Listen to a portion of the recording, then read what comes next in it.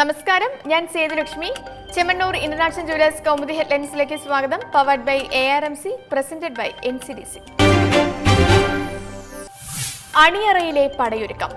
Party നേതൃമാറ്റം ഉടൻ വേണ്ടെന്ന് തീരുമാനിച്ച കോൺഗ്രസിൽ ഇനി അണിയറ നാടകങ്ങളുടെ കാലം.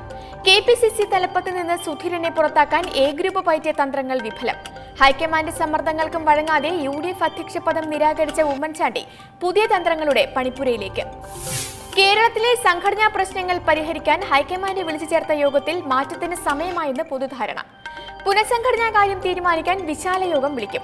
യുവത്വം നിറഞ്ഞ ഇന്ത്യയെ നയിക്കാൻ വാർദ്ധക്യം ബാധിച്ച കോൺഗ്രസിന്റെ പുനരുജ്ജീവനം ആവശ്യമെന്ന് രാഹുൽ ഗാന്ധി.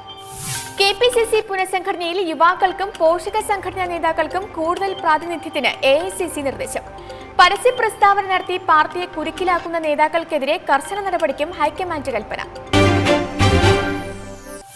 നിലമൊരുക്കാൻ BJP. UP തിരഞ്ഞെടുപ്പ് മുന്നിൽ കണ്ട് രാഷ്ട്രീയ തന്ത്രങ്ങൾ മുഖ്യ അജണ്ടയാക്കി BJP ദേശീയ നിർവാഹക സമിതിക്ക് അലഹബാദിൽ തുടക്കം. കേരളം ഉൾപ്പെടെ 5ഇടത്തെ നിയമസഭാ തിരഞ്ഞെടുപ്പുകളിൽ പാർട്ടി കൈവരിച്ച നേട്ടവും ചർച്ചയാകും. സമാപന യോഗത്തിൽ നാളെ പ്രധാനമന്ത്രി നരേന്ദ്രമോദിയാണ് മറുപടി പ്രസംഗം നടത്തുക.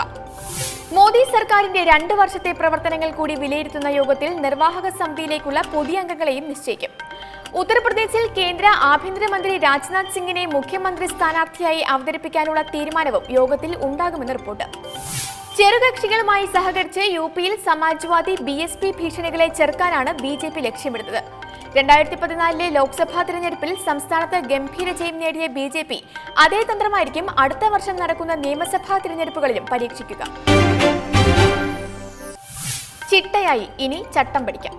മന്ത്രിമാരെ പെരുമാറ്റച്ചട്ടത്തിന്റെ മൂക്കുകയറിൽ മെരുക്കാൻ CPM. ഫയലുകൾ കൂമ്പാരമാക്കുന്നവർക്കും മാധ്യമങ്ങൾ വഴി വിവാദ പ്രസ്താവനകൾ നടക്കുന്നവർക്കും കർശന വിലക്ക്.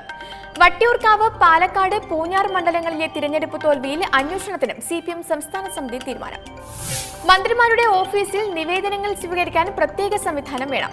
ആവശ്യങ്ങളിൽ നിശ്ചിത സമയത്തിനകം കൃത്യമായ മറുപടി നൽകണം. ആഴ്ചയിൽ 5 ദിവസവും ഓഫീസിലുണ്ടാകണമെന്ന മുഖ്യമന്ത്രിയുടെ നിർദ്ദേശത്തിന് പുറമെയാണ് മന്ത്രിമാരെ ശരിയാക്കാൻ പാർട്ടി വക പെരുമാറ്റച്ചട്ടം. ബോക്സിംഗ് ഇതിഹാസം മുഹമ്മദ് അലിയുടെ വിയോഗത്തിൽ മന്ത്രി EP ജയരാജന്റെ വിവാദ പരാമർശങ്ങളുടെ സാഹചര്യത്തിൽ മന്ത്രിമാർ വിഷയം പഠിക്കാതെ പ്രതികരിക്കരുതെന്ന് താക്കീത്.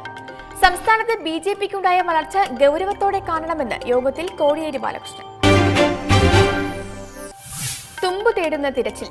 ജിഷ കൊലക്കേസ് അന്വേഷണത്തിൽ വഴിത്തിരിവാകുമെന്ന് കരുതിയ നിരീക്ഷണ ക്യാമറ ദൃശ്യങ്ങളുടെ പരിശോധനയും വിഫലം. വ്യക്തതയില്ലാത്ത ദൃശ്യങ്ങൾ ഏത് ജിഷയാണെന്ന് പറയാനാവില്ലെന്ന് അമ്മയും സഹോദരിയും. സംഭവ ദിവസം രാവിലെ പെരുമ്പാവൂരിൽ പോയിരുന്ന ജിഷയുടെ ദൃശ്യങ്ങൾ അവിടുത്തെ വ്യാപാര സ്ഥാപനങ്ങളുടെ നിരീക്ഷണ ക്യാമറകളിൽ പതിഞ്ഞിട്ടുണ്ടോ എന്ന് കൂടുതൽ അന്വേഷണം. വലവിരിക്കാൻ ഭീകര വനിത. ആഗോള ഭീകര സംഘടനയായ ISലേക്ക് ഇന്ത്യൻ യുവാക്കളെ ആകർഷിക്കുന്ന ഫിലിപ്പൈൻ യുവതിയുടെ വിശദാംശങ്ങൾ തേടി ദേശീയ അന്വേഷണ ഏജൻസി. ഇന്റർനെറ്റിലൂടെ മലയാളികൾ ഉൾപ്പെടെ ഇന്ത്യൻ യുവാക്കൾക്കായി കരൺ ഐഷ അൽ മുസ്ലിമ എന്ന ഭീകര വനിത വലവീശുന്നതായാണ് ഇന്റലിജൻസ് ഏജൻസികളുടെ report.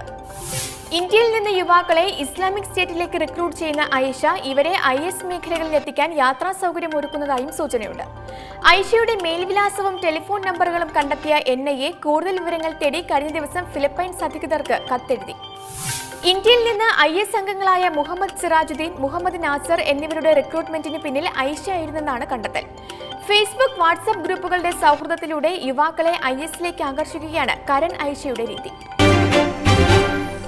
Chemmanur international jewellers Kaumudi headlines powered by ARMC, presented by NCDC സമാപിക്കുന്നു. അടുത്ത ഹെഡ്ലൈൻസ് 1 മണിക്കൂറിന് ശേഷം. നമസ്കാരം.